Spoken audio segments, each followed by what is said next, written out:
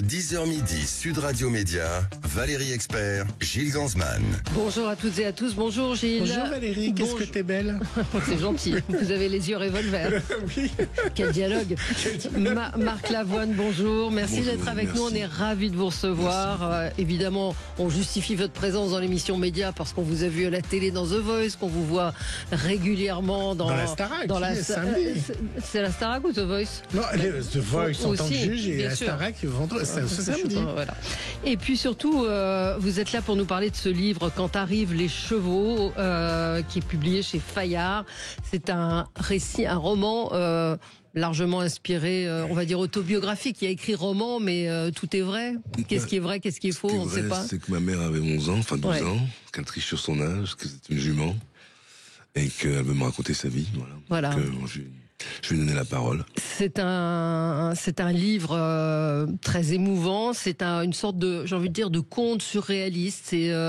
C'est une forme particulière. On va pas faire fuir nos auditeurs qui seraient intéressés parce que franchement, moi, je vous ai dit avant que vous n'arriviez, quand vous êtes arrivé plutôt, j'ai littéralement plongé dans le livre. C'est sous forme de dialogue. Merci. Et vous racontez votre mère qui est mal morte les 3 derniers jours les 3 dernières Ah non, semaines, c'est 3 semaines. 3 semaines Enfin, qui on ont sait pas trop. on sait pas, qui ont C'est dans la précédé sa mort. continuité. C'est dans la continuité sur le début, et puis à partir du moment où elle meurt, là, le temps s'arrête et Ouais. le temps est longiligne. Je sais plus où j'en suis, et puis je rencontre un ami et je lui demande comment il va, et je lui dis que ma mère est morte. Il me dit, je sais, ça fait 6 ans qu'elle est morte.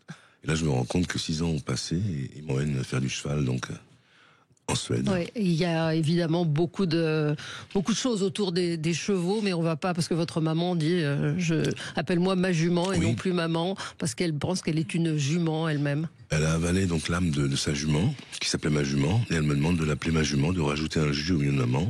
Ouais. Et ça démarre comme ça, donc je suis un peu déstabilisé. J'ai l'impression qu'elle devient folle. Elle devient folle, ouais. Et puis les choses qu'elle me dit, se trouvent concrétisées par la vie elle-même. Et Non. la vie me rattrape. Pourquoi un livre plutôt qu'une chanson? Il y a déjà eu une chanson, non? oui, Oui, les yeux revolver déjà. Non, mais mais même. dans un livre, vraiment, je peux construire mon histoire autour de ma boîte crânienne, enfin mon bureau, enfin mon travail, mon atelier, le café de la Croix-Rouge et la chambre 36. Et à partir de là, je peux quand même faire un voyage et rencontrer les gens que j'aime, que j'ai aimés, qui ont fait partie de la vie de ma mère et de la mienne, et raconter son histoire, parce que vous savez, une femme, c'est pas une sœur, c'est pas une mère, c'est une femme. Et une femme, quand on lui enlève sa féminité, c'est une femme blessée. Donc c'était important de lui rendre cette féminité, et puis de la raconter telle que je l'ai, le cadeau qu'elle m'a laissé. Je veux dire, c'est ça que je voulais faire. Cadeau qui a été difficile à intégrer. Mais on va en reparler. Pour l'instant, il faut passer au zapping. Sud Radio Média, l'instant zapping. Je vais m'adresser à Marc Lavoine, le comédien. Après David Lynch, c'est un autre réalisateur iconoclaste qui vient de nous quitter. Bertrand Blier, l'auteur des Valseuses, Buffet froid, Trop belle pour toi ou Merci la vie.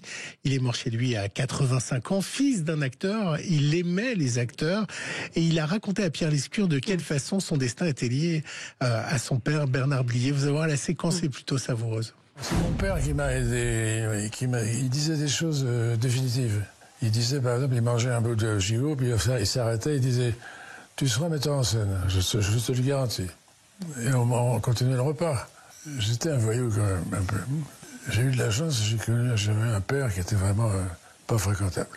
Vous dites, dans le catéchisme de mon père, il y avait la bouffe, le pinard, les gros mots, j'oublie quoi? Du vent, Les flatulences, flatulence. c'est ça? Ouais.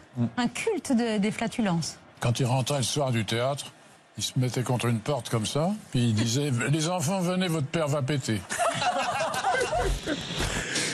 Qu'est-ce que ça évoque pour vous, le cinéma de Bertrand Blier? Déjà Bernard Blier, moi je l'ai rencontré parce que, enfin je l'ai rencontré, j'aimais beaucoup Bernard Blier, et quand j'en ai parlé à la télévision, sa deuxième femme est venue, elle m'a apporté sa pipe. Ah. Donc la pipe de Bernard Blier que j'ai perdue car mon appartement a brûlé. Ah. Et donc ensuite j'ai rencontré Bertrand. Voilà, j'ai passé des soirées avec lui, avec Marc Esposito, et avec ses acteurs, avec Daroussin, avec Pour le Campan, cœur des grands hommes. Hein. et Le avec, cœur des hommes. non, Le cœur mais des hommes. les 3 autres avaient joué avec lui. Ah ouais. J'étais le seul à avoir refusé un film. Ah ouais. Donc j'étais un peu gêné, mais bon. Et pourquoi vous l'aviez refusé? Parce que c'était dans Pas une bonne période. en tenue de soirée. Non, Ouais. tenue de soirée, ouais, c'est ça. Ah, avec Michel Blanc. Voilà, et je l'ai refusé parce que c'était un rôle qui ne m'intéressait pas. D'accord, bon, on n'en dira pas plus. Vous allez refaire du cinéma? Peut-être avec Joe Star dans le film d'une jeune fille qui fait qui a une idée incroyable. Elle m'a présenté. Elle a complètement raté son récit quand elle m'a raconté son histoire. Je lui ai dit, écoutez, c'est quand? C'est en avril, d'accord, je le fais, ça va être formidable. C'est vrai. Oui, c'est vrai. Si évidemment l'info du début de la semaine, c'est l'arrivée de Donald Trump dans le bureau ovale, il y a une autre info, Valérie, qui est passée un peu sous silence, c'est le départ en catimini de Joe Biden. Et si on en a peu parlé en France, aux États-Unis, les médias ont pointé cette fin désastreuse de Joe Biden, des séquences qui ont été repérées par Quotidien pour Biden. Depuis hier, les médias traditionnels s'interrogent donc sur ce qu'a pu rater Joe Biden ces 4 dernières années et ce que le monde retiendra de lui. Joe Biden est arrivé à la Maison-Blanche comme celui qui avait battu Trump et qui avait sauvé la démocratie. Et là, il la quitte comme celui qui a permis à Donald Trump d'y revenir. Il faut 3 choses pour gagner la présidentielle. Un bon candidat, un bon message et des bonnes politiques. Biden a échoué sur ces 3 points. Il aurait pu partir comme un héros, mais il n'aura duré qu'un mandat. Joe Biden ne quitte donc pas la Maison-Blanche en héros. Son taux de popularité historiquement bas en est la preuve. C'est catastrophique. 52% des Américains pensaient que Barack Obama était un bon président à la fin de son mandat. 36% pour Donald Trump. Mais regardez comment le taux de Joe Biden est bas. C'est historique, mon Dieu. Comment peut-on être aussi bas à 25%? C'est un des taux les plus bas pour un président. Ouais. On se rend pas compte parce qu'on n'en a pas trop parlé de Biden.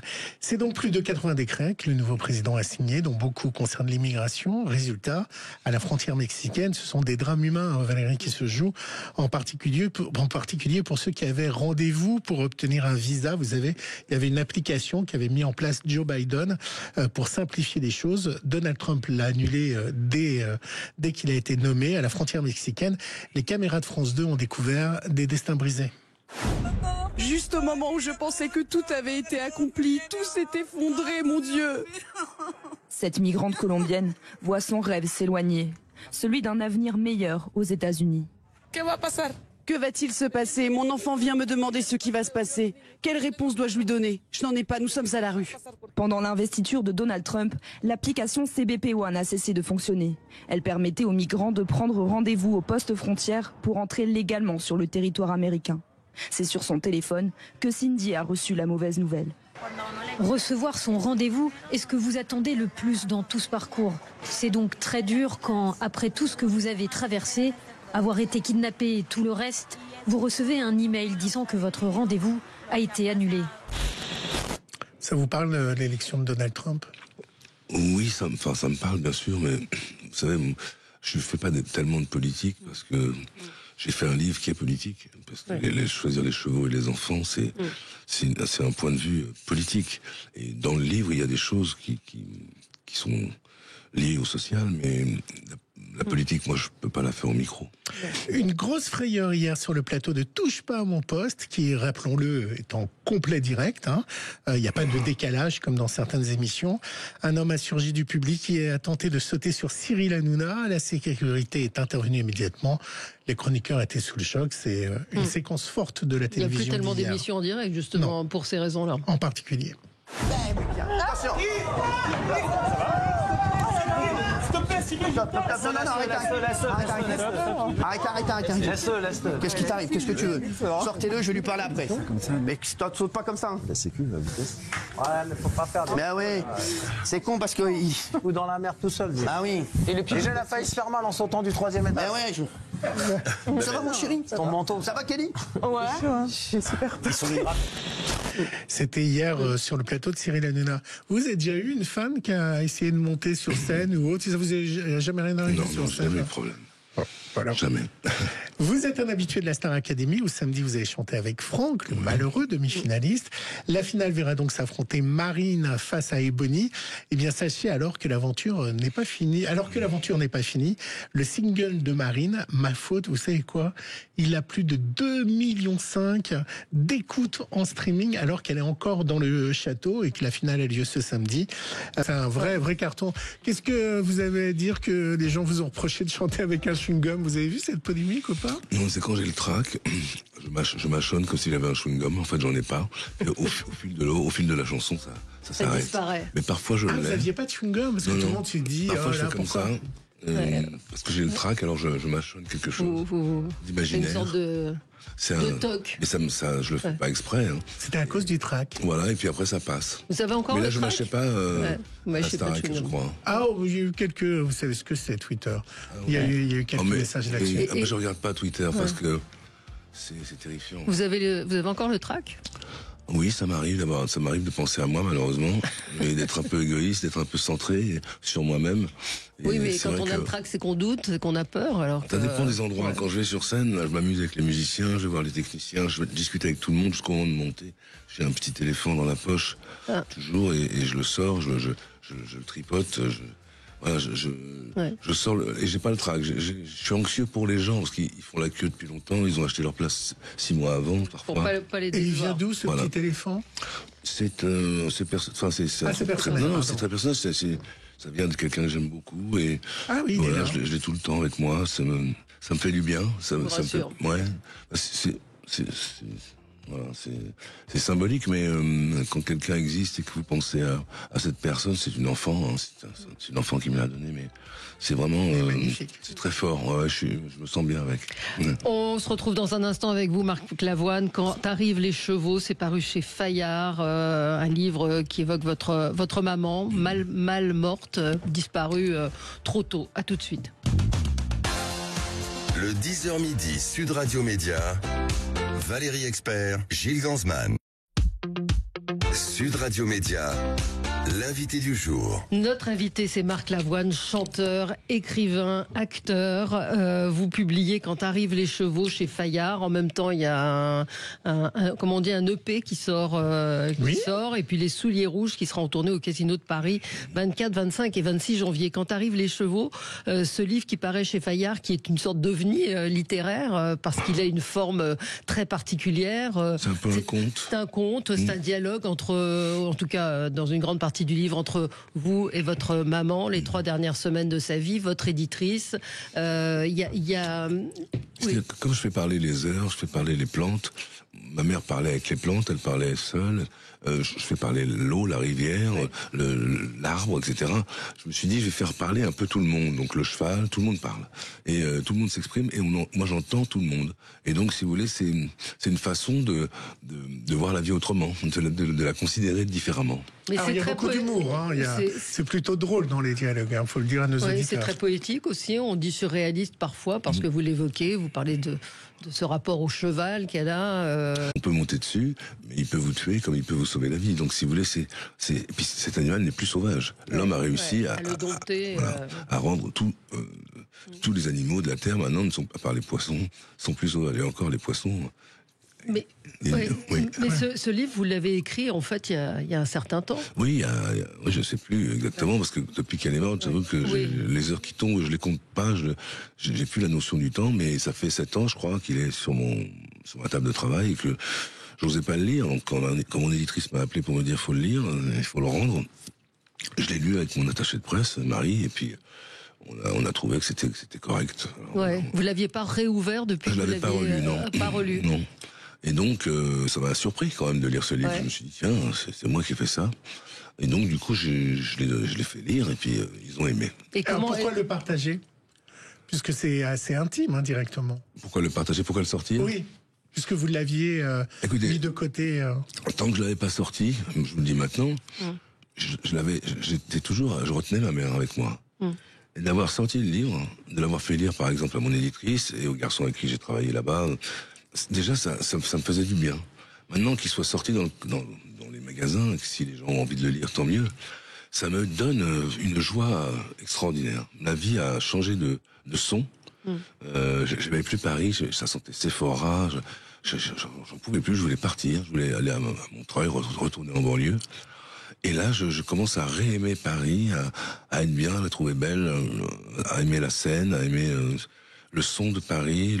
Je commence à réaimer la vie, en fait. Mais ça a été un cataclysme pour vous, son départ. Vous le dites, hein, d'ailleurs, vous vous effondrez, vous mettez des mois, voire des années à vous en remettre. Vous vous sentez coupable aussi de son départ, de ne pas l'avoir sortie de cet endroit où elle est morte.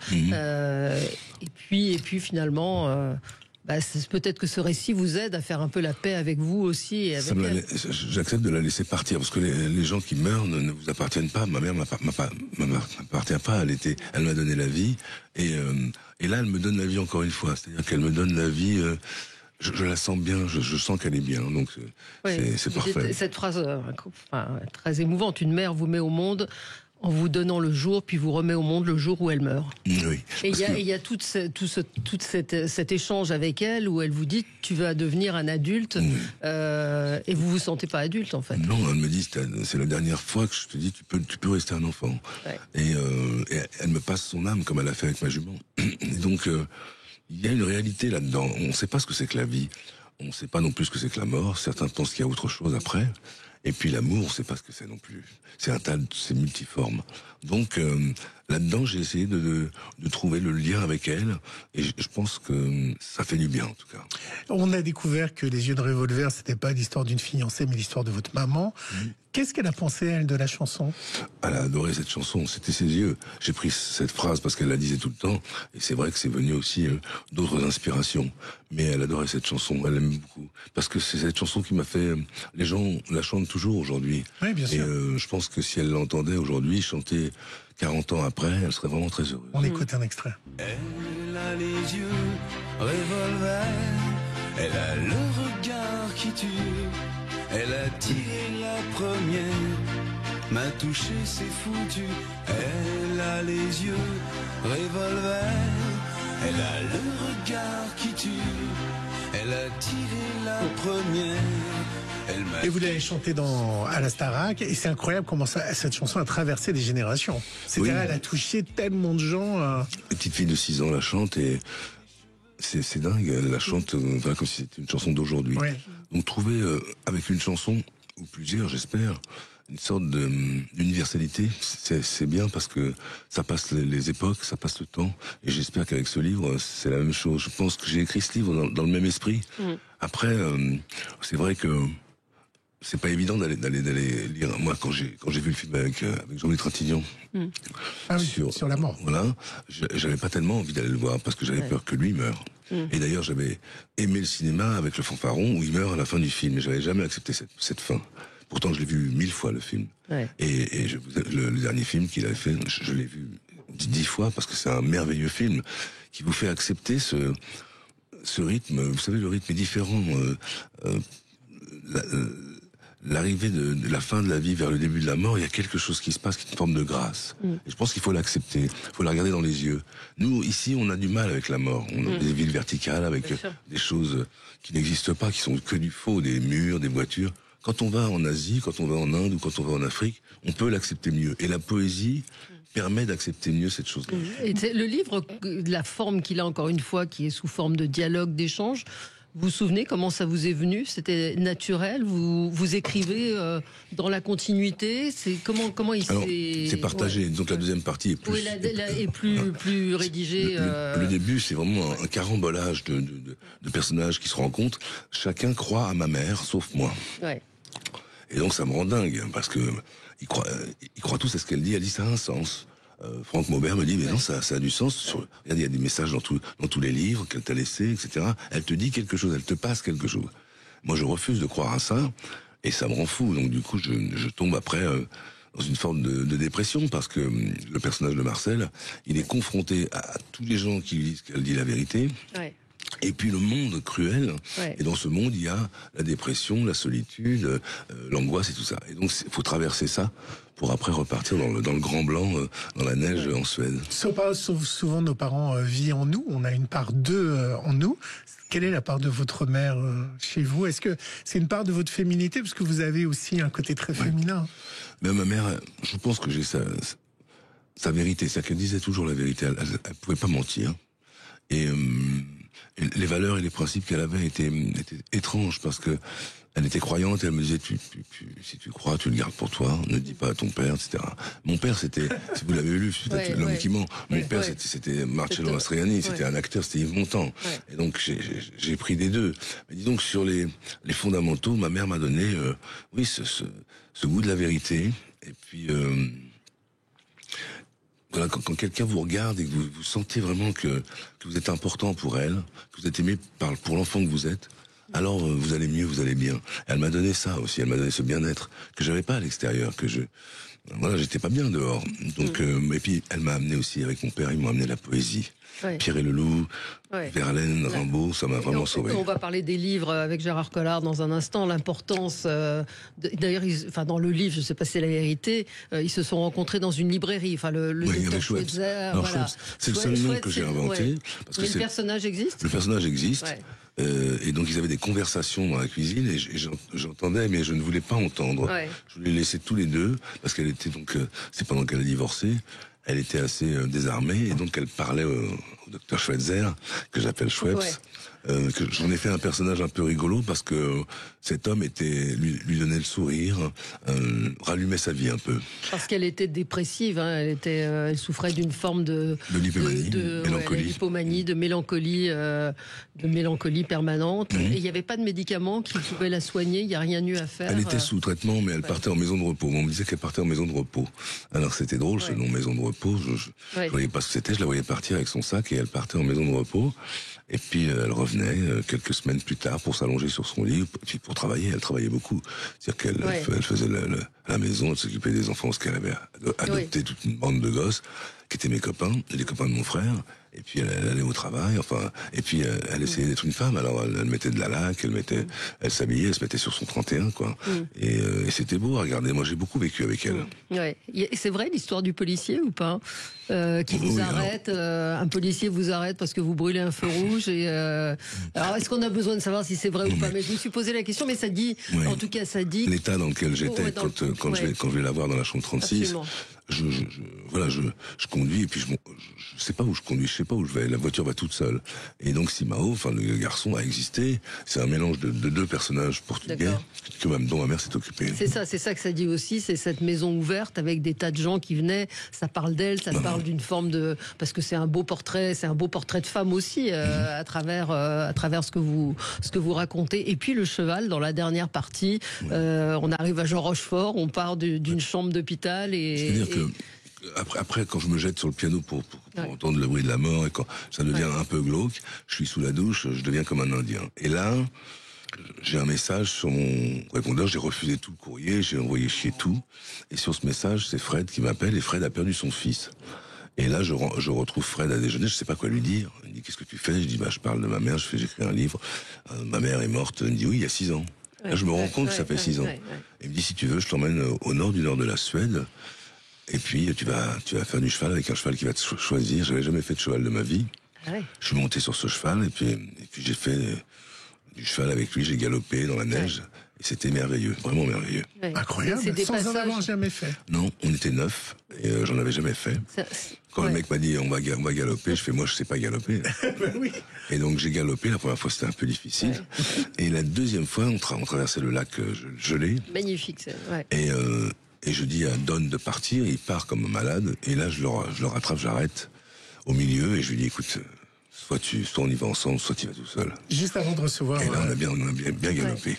Juste avant de recevoir Gérard Collard, je reviens juste sur la sortie de votre single, le protocole, parce que lorsqu'on va sur YouTube ou à la télévision et qu'on voit le clip montre un déchaînement climatique. On pense forcément à Mayotte en écoutant et en voyant le clip.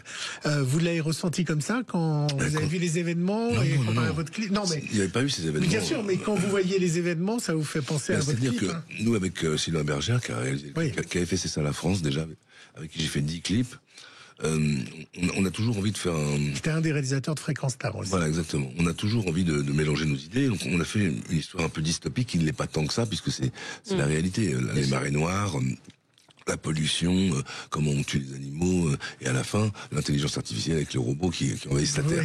Donc si vous voulez, on a fait Votre comme ça. visage est fait en robot, d'ailleurs, dans le clip. On a fait un clip qui sent pas très bon la société, je veux dire. Voilà.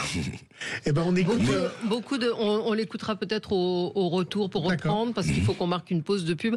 Beaucoup de réactions et beaucoup de gens à qui ce qu'on est en train de dire fait écho. Ma maman est partie il y a plus de 10 ans et pourtant je pense à elle tous les jours. Ma petite maman est partie comme ça en un claquement de doigts, et c'est là que tu comprends que la vie est un trésor, etc., etc.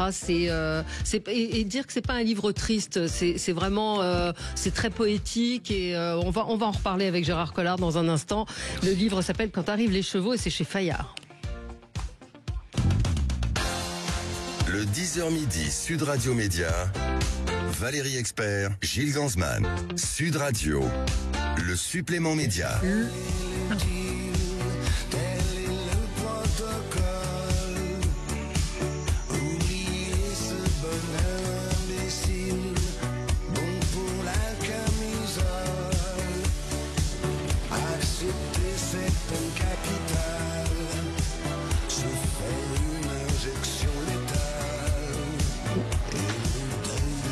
Allez voir le clip, le protocole. Le protocole, donc Marc Lavoine est avec nous, chanteur, écrivain, acteur, artiste multiple. Vous dessinez aussi, hein? Oui, un peu. Un peu. Et Gérard Collard nous a rejoint. Moi, je dessine Bonjour, pas, non, vous faites pas grand-chose. Non, hein. non, moi je fais pas grand-chose. Gérard Collard, Bonjour, Gérard. libraire à Saint-Maur, La Griffe Noire.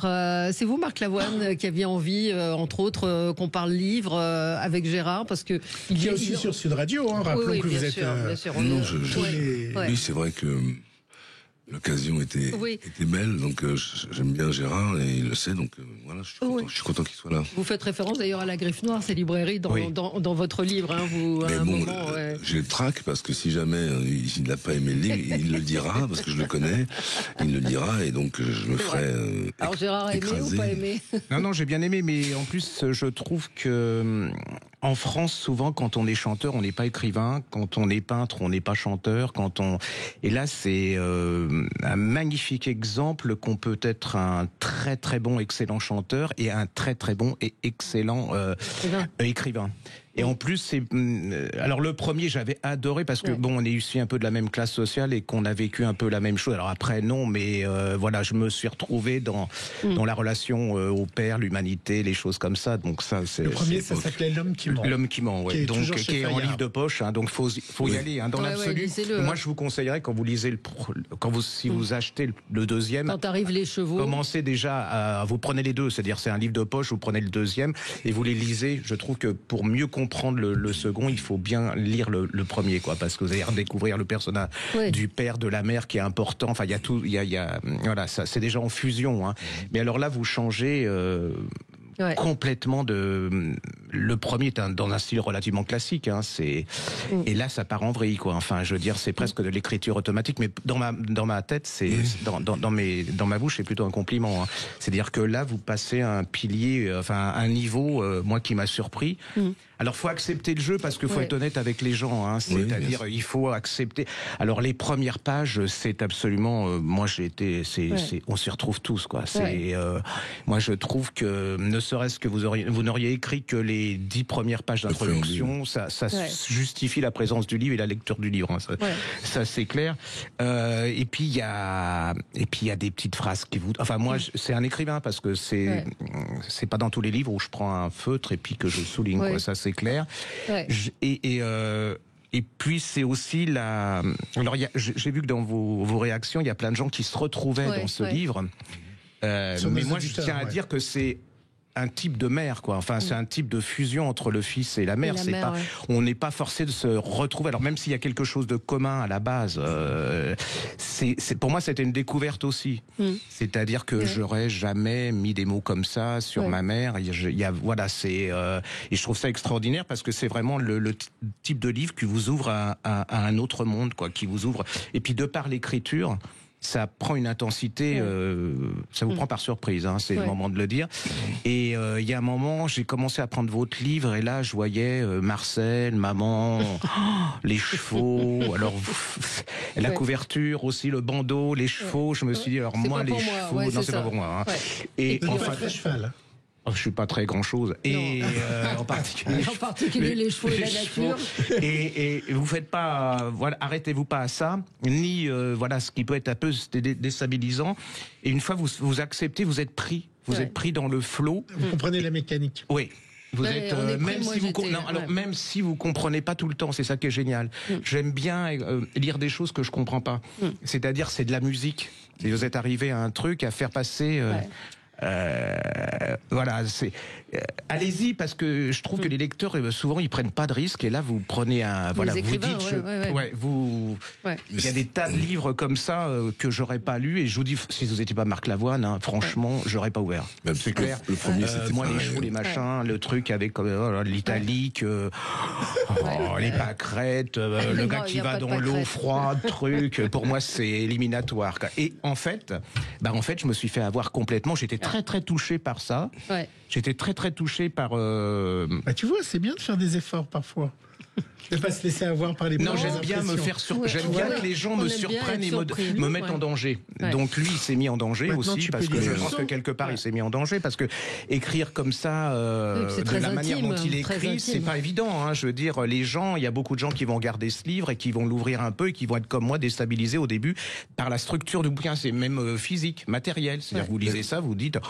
En fait, j'ai structuré entre les chevaux et les enfants.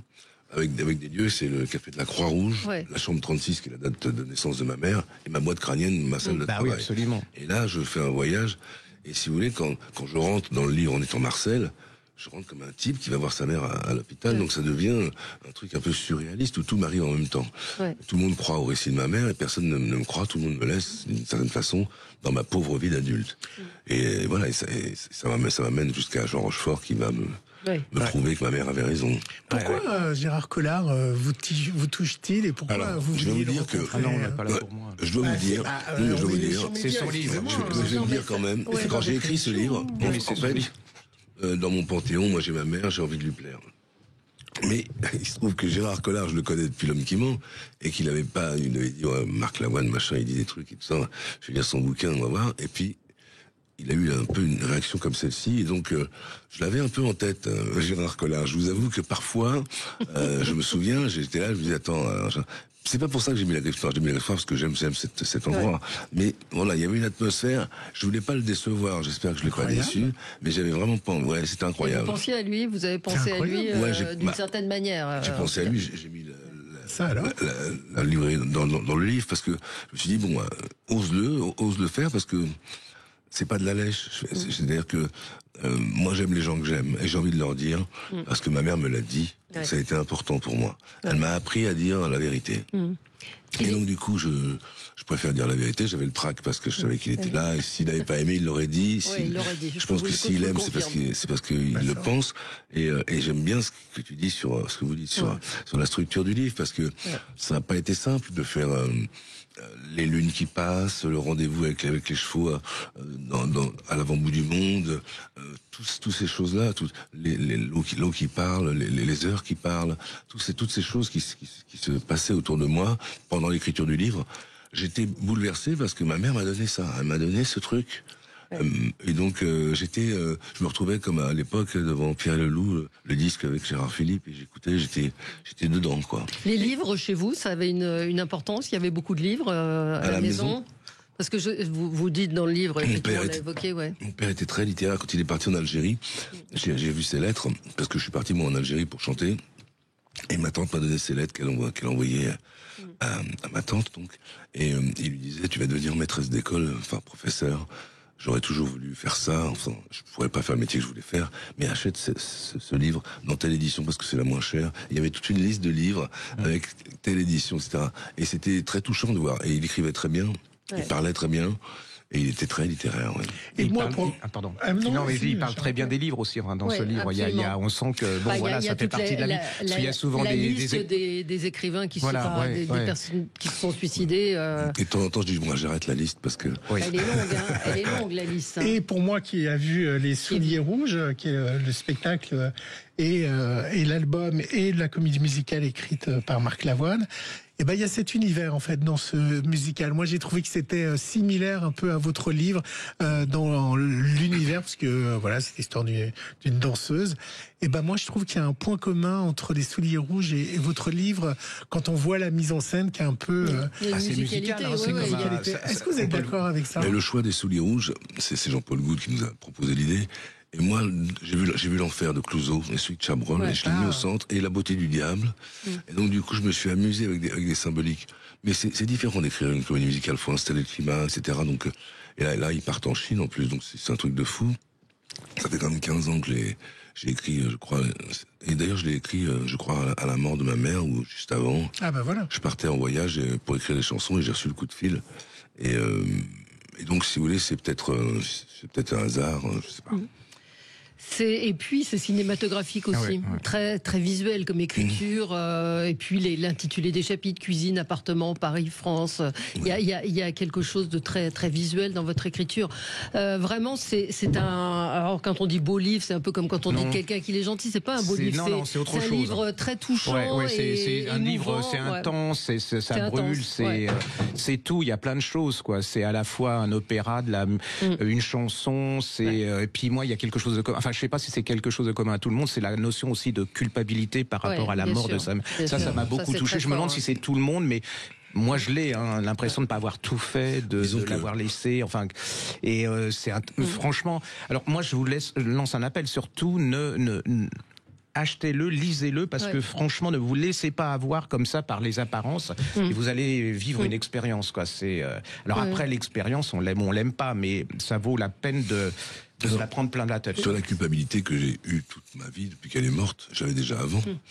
Elle se sentait très coupable de ce qui lui arrivait, bien sûr, mais si vous voulez, pour qui je me prends pour être coupable? Enfin, qu'est-ce que je devrais avoir un peu d'humour avec ça, me mettre au centre du tableau alors que c'est elle qui meurt. Ça la fera pas revenir et moi ça me fera pas aller mieux. Donc si vous voulez, je pense aujourd'hui en le sortant qu'elle était fatiguée, elle n'en pouvait plus, et que c'est pas de ma faute si elle est morte. Quand arrivent les chevaux, c'est paru chez Fayard. Merci Marc Lavoine d'avoir été avec nous. Et encore une fois, je pense que Gérard et moi, on aime tellement les livres qu'on n'aurait pas pu vous inviter si on n'avait pas aimé le livre. Très sincèrement, parce qu'on ne peut pas recommander des livres. Et je rappelle que Gérard est libraire, donc quand il recommande un livre et que quelqu'un va l'acheter et lui dit mais pourquoi vous avez dit du bien alors que c'est nul, bon, ça peut arriver, mais globalement, c'était pour moi un risque à prendre que de se voir aujourd'hui, quoi. C'était absolument. Merci. Je vous remercie beaucoup. Merci à vous, Marc Lavoine, d'avoir été là. Dans un instant, on commente l'actualité avec vous sur Sud Radio. Sur Sud Radio tous les dimanches à 14h. Absolument. Sud Radio, c'est vous qui donnez le ton. Merci Sud Radio.